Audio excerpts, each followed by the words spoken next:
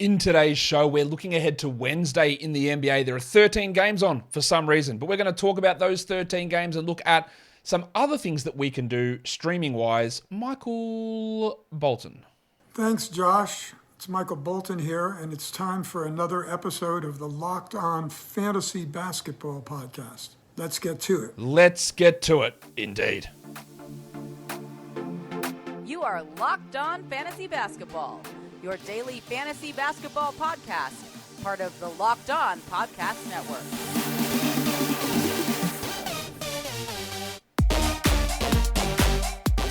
Hello and welcome to the Locked On Fantasy Basketball Podcast, brought to you by Basketball Monster. My name is Josh Lloyd, and I am the lead fantasy analyst at basketballmonster.com, and you can find me on Twitter, as always, at redrock_bball, on TikTok at redrock_bball, on Instagram at Locked On Fantasy Basketball, Substack, joshloyd48.substack.com. Today's episode is brought to you by SweatBlock. If you or someone you love is experiencing embarrassing sweat or odor, try SweatBlock. Save 20% with the promo code LOCKEDON at sweatblock.com. Also available on Amazon.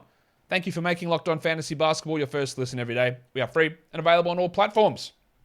All right, let's talk about the 13 games. We're going to talk about them. So it's hard to do daily streaming. So I'm not going to have, at the end of the show, before you get upset, I'm not going to have a daily streaming section for 13 games. It's really tough to do. But we will have something that regards streaming. We're just going to talk about these games, what we're watching for, but there's not going to be a dedicated streaming section on a 13-game day. Hey, unless, I'm not going to do it in this show, but if you guys want it on one of these days and you think you have the ability to stream when every team in the league's playing, maybe I will do it. I'm not going to do it today, though. So, Warnie. Let's get it on, Gilly. First game, Sixers, Cavs. The Cavs are 4-point favorites. As I'm recording this, the premiere of the Buy Low, Sell High show is running. And I just talked about Shake Milton on that show as a Buy Low, Sell High, saying, hey, I think he's a sell high. And then there are people this is how you know what you can work a sell high. And maybe they're right and I'm wrong. They're saying, no, I don't think Shake's a sell high. I think he's better than Tyrese Maxey. Equal shooter, better finisher, better passer. I think he's going to stay. And to me, that's insane. But if people believe that and people have differing opinions on these guys, that's how you can pull it off. That's how you're able to do it, by people having that idea. So let's watch Shake Milton, who undoubtedly has been great.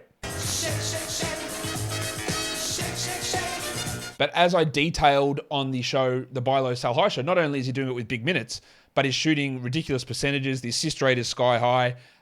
The potential assist rate is low, when that should be a bump up as well, meaning more players are going to miss shots. It's just a ton that's not going to happen. So let's see what he does in this one. Also, want to watch the wave pool, D'Anthony Melton, whose last two games have dropped way off.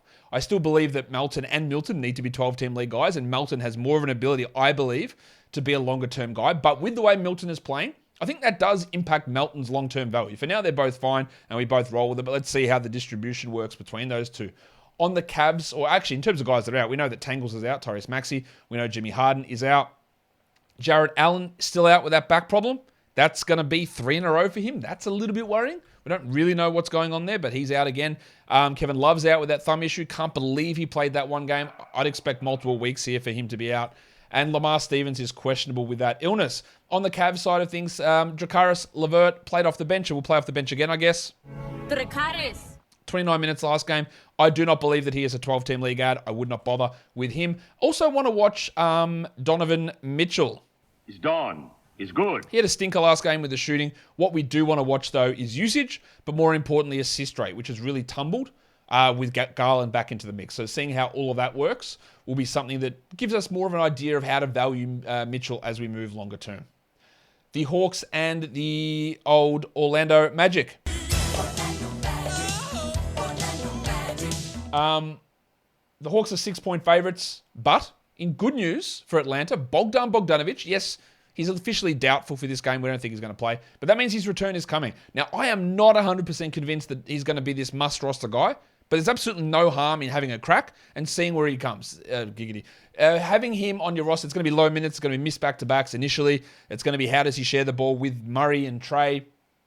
Is he best case scenario, top 90 anyway? That's my worry with Bogdanovic, but the return is coming.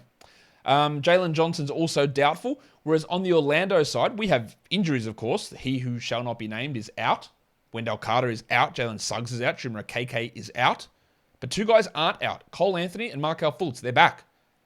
Terrence Ross is also off the injury report. Mo Bamba is questionable. On the Hawks side of things, John Collins, he's shooting really poorly. The last couple of games have been pretty good, improved. Really good defensive stats last game from John. And the minutes have been up as well. 34, 32, 34, 37, 32. That's great because he was playing like 31, 32. If you push to 33, 34, it makes a difference. But we need that shooting to improve. And that's what I want to watch here. I don't think anyone's coming for his minutes, but we want to see that shooting improve. Also want to watch DeJounte Murray, who is in a slump. The minutes are fine. 39, 40, 37. They're huge. They're big minutes. The shooting, I do think, will improve. But we're seeing his steal rate fall away. We've seen his assist rate drop, and I don't think it's coming back. We've seen his rebound rate drop, and I don't think that's coming back. But let's see if the shooting can push back. We'll see if the steals can push back. He has been a little bit disappointing of late. For the Magic, while we want to watch Markelle Fultz and Karl-Anthony, we still don't fully know how it's all going to work because Jalen Suggs is out. But Gary Harris played well last game. Terrence Ross is available. We're going to have 4 of the 5 guards back. So what does that mean for the lineup? Now, again, with Wendell out and with Suggs out, we've still got ability for maybe Bowl to play at center and for him to stay in that starting lineup and for Franz and Polo to be the 3 and the 4. And then we'll throw whoever we want in there, whether that is Harris and Fultz or Harris and Anthony. We're still not going to get a full indication of how the minutes are going to run for all these guys until other players return and these guys get the legs under them. But it'll be good to see Anthony and Fultz. Now, I know the question you're asking is, hey, do we add these guys to 12-team leagues? I don't think we do. I don't mind adding Fultz. The assist can be really valuable, and that's probably more valuable than Cole-Anthony's inefficient shooting. Because, again, if Suggs and Cole and Fultz are all out there together, does anyone push to 32 minutes a night? Probably not. There might be 27, 29. There'll be guys that move up and down. There'll be hot streaks. And overall, if you're looking per minute value, I think Fultz has a higher per minute value than Suggs than Cole. But that could, I'm very far from convinced. And it's, again, one of the most confusing rotations in the NBA. But at least we're going to get an opportunity to see Fultz and Anthony and Harris and Ross all playing at the same time. Don't forget old mate Caleb Houston as well. I'm sure you've forgotten him already. Today's episode is brought to you by SweatBlock. SweatBlock, embarrassing odors, embarrassing sweat. We fixed Jennifer's problem. She came to me and said, thanks, Josh. SweatBlock's been great. But now Pamela's hitting up my phone. Stop blowing up my phone, Pamela. I know it's because you're embarrassed about hiding in the office bathroom every 30 minutes to dry off your armpits so no one will see the wet circles. We did see the wet circles, Pamela, but that's fine because sweating is a natural thing and I've got just the solution for you. It's SweatBlock. I can give you your life back. Not black. I can give you your life back because of SweatBlock. It's going to give you the confidence, Pam, to wear what you want without that embarrassing sweat. SweatBlock wipes, they're featured and they're tested on Rachel Ray. I know you're a big Rachel Ray fan. Every day you come in and saying, hey, look what I baked. I saw it on Rachel Ray yesterday. Well, did you see SweatBlock? Because it was there as well. And Rachel Ray tested it on firefighters. I didn't see her actually personally wipe it on them, but I'm sure she did. That's part of the test. It's got to be. Anyway, if you or someone you love, like Pamela, is experiencing embarrassing sweat or odor, try SweatBlock. Save 20% with the promo code LOCKEDON at sweatblock.com. It's also available at Amazon. HeatCeltics. The first of 2 games this week for these blokes. The Heat have 2 games this week, but they played both of them against Boston. That's what I was trying to say. Words are important. Boston are 8-point favorites here. Jimmy Butler, he's got the D. Doubtful. So he's doubtful. Oh, actually, no, he's officially ruled out now. And ever since I created this graphic, the Heat injury report has gone crazy. They've just decided to go fully blue here. We'll talk about this in a sec. Rob Williams is out. Jaylen Brown is questionable for Boston, but the Heat have added these players to the injury report. Caleb Martin, questionable. Tyler Hero, questionable. Gabe Vincent, questionable. Duncan Robinson, questionable. Dwayne Dedman, questionable. Nikola Jovic, questionable. Jamal Cain, probable. Max Strus, probable. Hayward Highsmith, questionable. Omer Yurtseven, out. Victor Oladipo, out. That is absolutely, I'm sorry, kids. I have to say that is fucking ridiculous. How many guys? 6, 7, 8, 9, 10, 11, 12. 12 guys in the injury report from a 17-man roster. Imagine they're all out. They can't field a team. I don't know what the hell to make of that. There's too many guys out. Fuck, that's crazy. Anyway, Caleb Martin was on the buy low, sell high show as a sell high because he's been playing 40 minutes a night. Now the bloke's ill. Will he continue this? Well, honestly, I don't know. There are a million different combinations of guys that can be used now with all these guys out. The only players aren't on the injury report, just so you know, Bam Adebayo, Kyle Lowry, Drew Smith, and Udonis Haslem. The only players not on the injury report. Far out.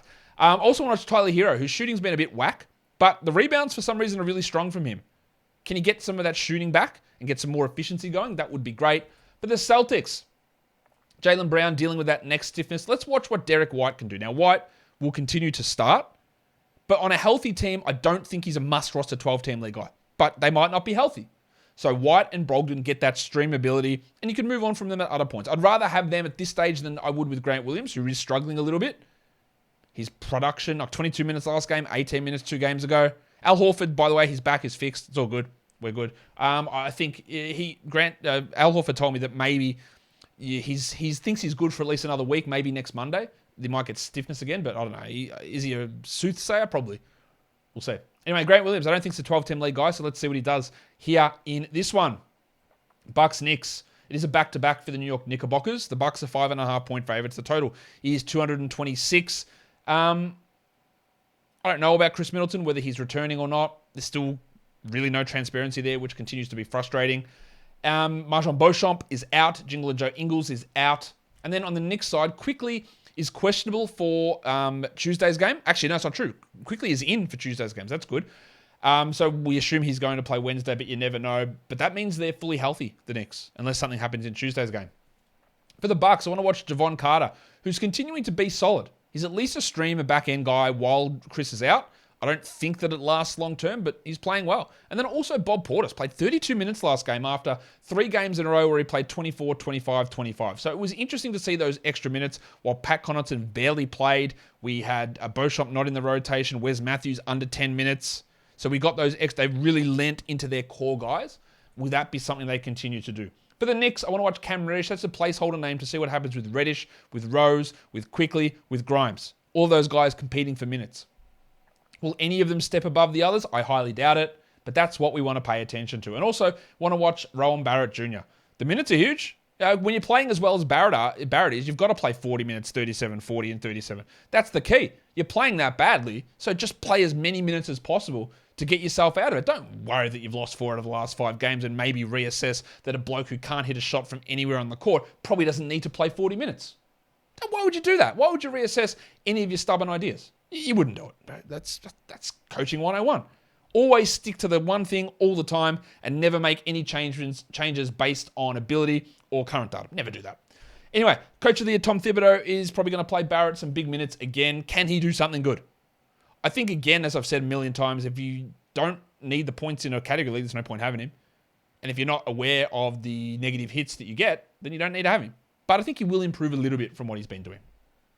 The Knicks. The Wizards and the Nets.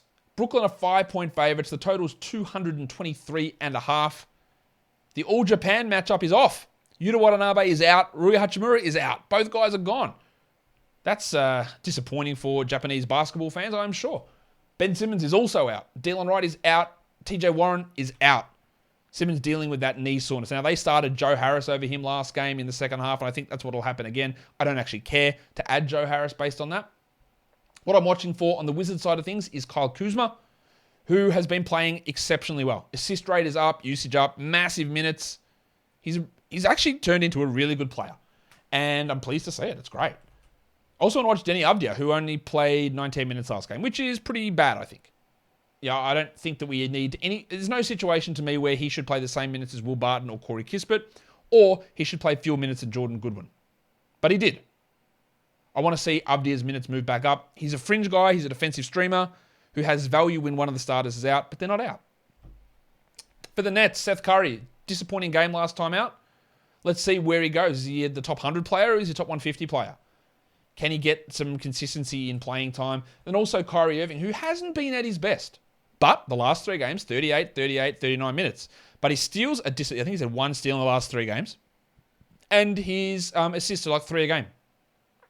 We need that back to 5. We need the steals back to 1.2, 1.3. And that'll boost his value. Now, I really hesitate to say Kyrie's a buy low because it's Kyrie. Right? But based on statistical production, then yeah, he can be much better than what he currently is. Spurs and Thunder. The Thunder are 5.5-point favorites. The total is 237.5. Jakob Poeltl and Jeremy Sohan, well, they're both basically out. Sohan now! They're both listed as doubtful with quad soreness. Sohan with a quad contusion, Poeltl with a quad soreness. Other injuries, Joshie Richardson and Keita Bates-Diop, they haven't been updated, so I'm listing them as questionable at this point. The Thunder, they're clean. No injuries, apart from Muscala. So what we want to watch is Zach Collins. He will start. He will push to 30 minutes. Goldfinger, Charlie Bassie, or Gorgie Jeng will get the backup role. But Zach Collins, even though there is 13 games on, I think he's worth an ad because I think he'd be a starter on a Wednesday like this. And we don't know how long this soreness for Poeltl will last. Again, they don't need Pirtle to sit to lose games. They're losing them anyway. They're losing tons of them. In fact, they have now lost 1, 2, 3, 4, 5, 6, 7, 8 games in a row. And 6 of those have been by double digits. They do not need Pirtle to sit to lose games. So this is not... Yes, they will be extra cautious and won't push him through things. They do not need Pirtle to sit to lose games. But maybe they're sitting him because they thought there was a chance they could beat the Thunder. I don't know. Also want to watch the horse, Keldon Johnson. Whose horse is that? He's been shit house. Like, he's been really bad. The shooting is so far off. I don't think he's a great player, but I do think he's better than this. So let's see if he can turn something around. For the Thunder, Josh Giddey has been pretty poor and significantly worse than he was as a rookie, which is really disappointing. We thought he'd be able to take a step forward and play more than 30 minutes, go 33 minutes a night, take a step forward incrementally in percentages, but it's going backwards. 28 and 28 the last 2 games. In fact, he's played under 30 minutes in 3 of the last 4. Can he get something cracking against this bad team? And then last game, Jeremiah Robinson-Earl played 34 minutes. I don't have any trust in his minutes at all, like none whatsoever, because of the way that the Thunder run their rotations. But will he get another opportunity to start? I guess he could. Will that mean that he is a guy that we want to roster? Probably not. But he can rack up some steals. He can be solid enough. And it's interesting to see what he can do. The Grizzlies and the Wolves.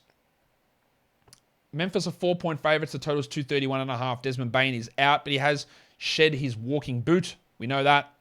What else? I've just completely lost something. Yeah, Desmond Bane is out. Karl-Anthony Towns is out, of course. Looking at 4 to 6 weeks, I'd probably say 6 is better, a better estimation. We really want to see what happens here in this one. Who's this? Zaire Williams is out. Taurean Prince is out. Jordan McLaughlin has also been ruled out. And Jaden McDaniels is still questionable. I think what is possible is that Jaden McDaniels, who didn't play last game, just slides in and replaces Towns. That Anderson doesn't start. That they keep Austin Rivers in there and McDaniels starts. The other thing is they could start Anderson and McDaniels together and keep Rivers on the bench. But don't be surprised when Rivers starts and McDaniels just replaces Towns straight up. And if McDaniels is out, then Anderson will probably get that nod. But we'll see what they do. For the Grizzlies, I do want to watch Dylan Brooks because I hate myself in my life, but I also want to watch to see, because to be fair to him, he's been much better the last couple of games. The shots are going in. His assist rate is up, and that's important because this bloke doesn't share the ball usually, but he does at the moment. And he's at least pushing to a 12-team streamable guy. In points leagues, no problem. Jaren Jackson's been dominating. 30 minutes last game, so minutes restriction's over, I guess. Great. Love it. Love what he's doing. Super impressive, and I just want to see him keep going and keeping that block rate up. For the Wolves, it's all about what happens without Towns. Is it Anderson that starts? Is it Rivers that starts? Is it Noel who plays 26 minutes and gets a big usage bump? I think, again, McDaniels, Anderson, they're your 2 12-team league ads, followed by Noel after that. But we're going to get some data here to see what happens. I don't think Reed is going to play more minutes and play next to Gobert. He'll just get all the minutes behind Gobert, which makes him at least a deeper league guy. Today's episode is brought to you by BetOnline.net. BetOnline.net is the #1 source for sports betting info, stats, news, and analysis. Get all the latest odds and trends for every professional and amateur league out there. That's what you want, all amateur leagues. Basketball, football, the World Cup, esports, they've got it all at BetOnline.net. And you can go check out College Football Championship Week. How about my USC Trojans? We've got the Utah Utes, and we are 3-point favorites in the Pac-12 championship game. So, do you think we can win by 3? We lost last time to Utah, but this one, I think, where is it? It's in Vegas, isn't it? This championship game. Anyway, let's smash them, and you can check that out over at betonline.net. So head to the website today or use your mobile device to learn more. BetOnline is where the game starts. Don't forget to gamble responsibly. Raptors Pelicans is the next game that we take a look at here. The Pelicans are 1-point favorites somehow. Ingram is out. Otto Porter is out. The big sneeze. Precious Achiuwa is out, while Christian James McCollum is questionable after missing the last 3 through COVID. Larry Nance is questionable with a shoulder injury, and Najee Marshall is questionable with an illness. A lot of different situations we need to watch there. For the Raptors, last game, Scotland Barnes came off the bench. He put up good numbers. I don't expect him to stay on the bench. I think he'll replace Juancho Hernan-Gomez in that starting lineup. Whether Gary Trent remains on the bench, I don't know. I think they might keep Thad Young in there and keep Trent on the bench. which if Trent plays 26 minutes off the bench, he's not going to be a 12-team league player. And we want to get some info on that. So we want to watch what Thad Young's role is. Young's role was all right, 26 minutes. I'm not sure that's enough to keep him as a must-roster guy. I think for now we just hold Thad Young and see how the whole Barnes, one-show, Thad and Trent situation plays itself out. Of course, Porter and Achua still have to come back at some point. Achua a fair way away. And even if Young does continue to start, just getting those two guys back into the mix probably does hurt his overall upside and value. But for now, we just hold on to Thad and see what happens. For the Pelicans, Dyson Daniels was really impressive last game. Now, with Ingram out, there is an opportunity for him to get minutes. Daniels has hit 20 minutes in each of the last 4 games, and his minutes log over the last 7 games, 17, 19, 18, then 20, 22, 25, 28. Now, whether he gets enough minutes or not, I don't know. One game, the 3 of those games without McCollum, then without Marshall, some without Trey.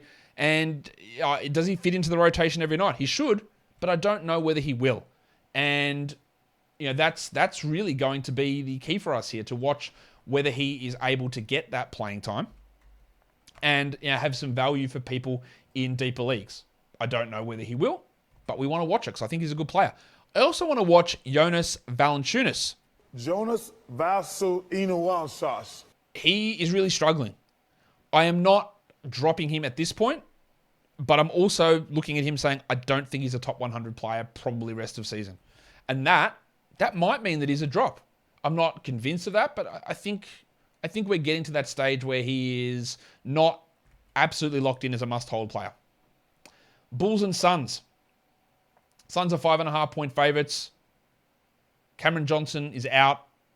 Lonzo Ball is out. I believe Chris Paul has just been ruled out as well. Yes, with that heel soreness, so we keep going with campaign. For the Bulls, Kobe White has been outplaying Ayo Dosunmu. Dosumu's minutes are down. I don't think he's a 12-team league guy. In fact, Dosumu's now probable with knee soreness, as is Dragic with a cervical stinger, and is Caruso with an ankle sprain, and Derek Jones with a thumb sprain. All those guys have been added to the injury report. I want to see if White can maintain that 20-plus minute a night role. He's not a 12 or 14-team league guy, but it's important to see what his role is. And then also, I want to watch the skater boy, Zach LaVine. I don't think we're getting top 30 LaVine back. What we want to make sure is he can stay top 50. The usage is okay. It's just the efficiency that's been really up and down. Well, for the Suns, Torrey Craig is a back-end 12-team league player. He continues to do that. And then I also watch DeAndre Ayton, whose production has been up. Now, I guess a lot of common sense would have suggested that him playing alongside Chris Paul, man, better looks, easier looks, someone feeding him the ball. It just hasn't been the case. He's struggled when he plays with Chris Paul, and when Chris Paul is out, he plays better. So let's see if that trend continues, and hopefully the bloke can start blocking some shots at some point. ClippersJazz. Next game, back-to-back for the Clippers. The Jazz are 6.5-point favorites. Paulie George is out, Kawhi's out, Kennard is out, Gay is out. But Mike Conley is questionable. The absence of Conley has really hurt this team. If he comes back, what does it do to Colin Sexton? That's what we need to watch. For the Clippers, Marcus Morris hasn't really done much with Kawhi out this second time. I think he's still worth holding. I don't think he will be long-term. But let's see, can he get some stuff going which theoretically, with George and Leonard out, he should be, but he hasn't been. Also want to watch Terrence Mann, who will be starting and getting some pretty good minutes. He's at least streamable, but there's still the issue of Mann and Coffey and Wall and Jackson and Powell and Batum and Covington. All these blokes are still minutes off each other. Wall will be back in this game. He's sitting on Tuesday. For the Jazz, I think Jared Vanderbilt's probably droppable, but let's see what happens in this game. Do they play Azubuike over Kessler again? I doubt it. But let's see. Is Vanderbilt just going to stick at 24, 25, and 9? That's probably not enough to roster him. And then I also want to watch the man on the street, Jordan Clarkson. Struggled last game. Clarko did. JordanClarkson. But as different to in the past, like if he has a bad shooting night, now he's doing other stuff. He had 9 assists, I think, last game. He's been really, really strong. And I don't really see much changing for him, to be honest. Rockets, Nuggets. They just played each other yesterday. They're playing again here. Denver's 11.5-point favorites. A total 231.5. Maga Porter Jr. has been ruled out already. Jeff Green is out. The Wild thing, Jayshawn Tate is out, while Bones Highland is questionable with this illness that's cost him the last 3 games and part of a 4th. So on the Rocket side of things, they did start the delicate dancer, Alperen Şengün, which was hyper encouraging. It's a delicate dance in just 17 steps. Of course, he played just 5 minutes in the second half of that game. Some foul trouble there, but they also just pulled all their starters and giving extra minutes to Bruno Fernando. Of course, that's what you want to do. So let's see. Do I trust Steven Silas is going to play 30 minutes a night of Şengün? Of course I don't. Not at all. So we want to see that. But he tore up. He was really good against Jokic, just say it that way. And Jokic was saying some pretty positive things about him after the game, and now he gets another opportunity. Let's see what he can do. Also, Jabari Smith got into extreme foul trouble the last game against Denver, played under 20 minutes. He'd been really playing pretty well and has been the best fantasy rookie over the last few weeks. So let's see what he does there. For the Nuggets, with Porter out, the Shark Bruce Brown will start once again. Baby shark, But let's see what happens with Highland back. Bones has been like just sky-high usage stuff, and I don't know whether that sticks. I also want to watch the headmaster, Jamal Murray, who looks almost back to his best. And that's what we want to see, because we know he struggled early in the year, bit of a buy low guy early there, and that is clearly closed. And I think he might have a top 50 run from here on out. The Pacers and the Kings. Is that the last game of the night? No, there's one more after this. The Kings are 4.5-point favorites. The total is 238.5. Duarte is out, and Lyles is questionable. I want to watch Andrew Nembhard. He did come off the bench last game behind Neesmith, but he closed the game, hit the game-winning shot against the Lakers. I think he will start and become a 14-team league option here. And then I also want to watch Isaiah Jackson, who, again, is just a luxury stash. If you don't want to hold him, don't hold him. Be really clear to add him as soon as Miles Turner is traded, or if Miles Turner is traded, but he played 4 minutes last game. I don't think that's going to be the norm, but we want to watch to see what his role is.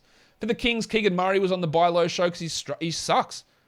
He's playing 22 minutes a night. He's shooting 18% from three.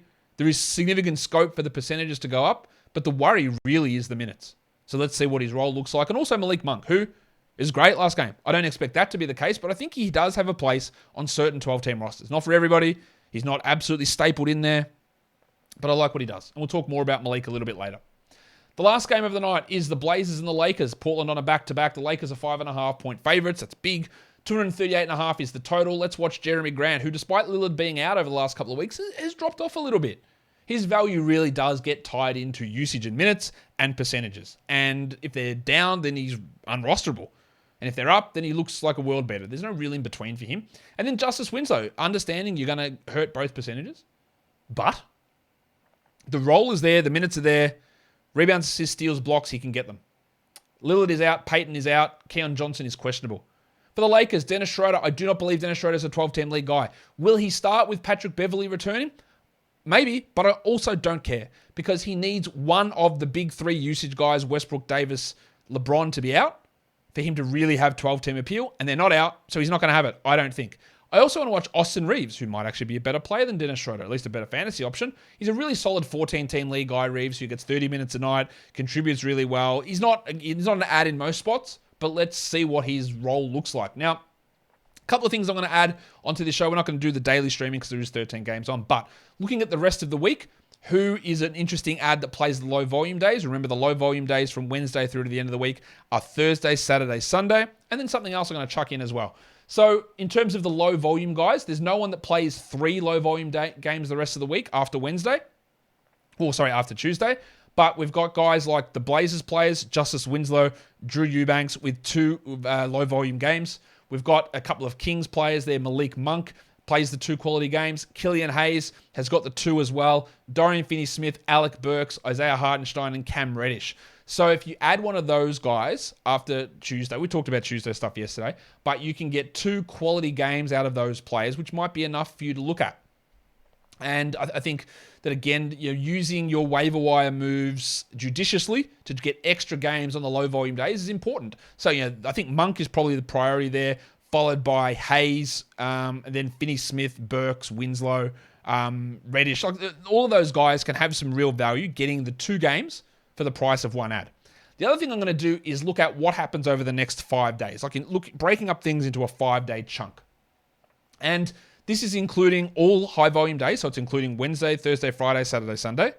But these are the guys that if you add them, I actually think over that time frame, they can be top 100 players. So while we look at streaming and say, I don't know about the value of adding on these low volume days, I think if you add these players, even on a high volume day like Wednesday or Friday, I think you can actually play them because I think their value through injuries and other guys out is good enough. Bruce Brown has 3 games over the next 5 days. I think if you add him, even though one of the games is on a high volume day, you'll start him. Alexei Pokusevski. These guys are all available in over 30% of leagues, by the way. Actually, no, over 40% of leagues. Alexei Pokusevski only has 2 games, but I think that's a top 100 guy that should be rostered, even though there's some high volume in there. You'd start him. Kevon Looney's got 2 games, and I think there's some value in him over this time. Trey Murphy has 3 games. Lil John Concha has 3 games. Okay. Thad Young has 3 games. So 3 games over the next 5 days for these players because of absences of other players that even though, again, they play on the high volume days, that if you do have them, you'd probably start them over these next 5 days on those games, on those high days, on the Wednesday, on the Friday. You would probably start these players and they're available in a lot of spots. So while we talk about streaming, it doesn't always work with these guys are available in 40% plus of leagues. And over the next 5 days, you can get some pretty solid value out of them, I think. Let me know what you think about that segment as well. And I'm going to just try and adjust a few things there. But I think it is useful to break things down into 5-day periods and see who's boosting and who's dropping over that time frame. Guys, that'll do it for me today. Don't forget to follow this podcast, Apple Podcasts, Google Podcasts, Stitcher, Spotify, and on the Odyssey app. If you are here on YouTube, thumb it up and leave your comments down below. Guys, we are here. Try again. We are done here. Thank you so much for listening, everyone. See ya.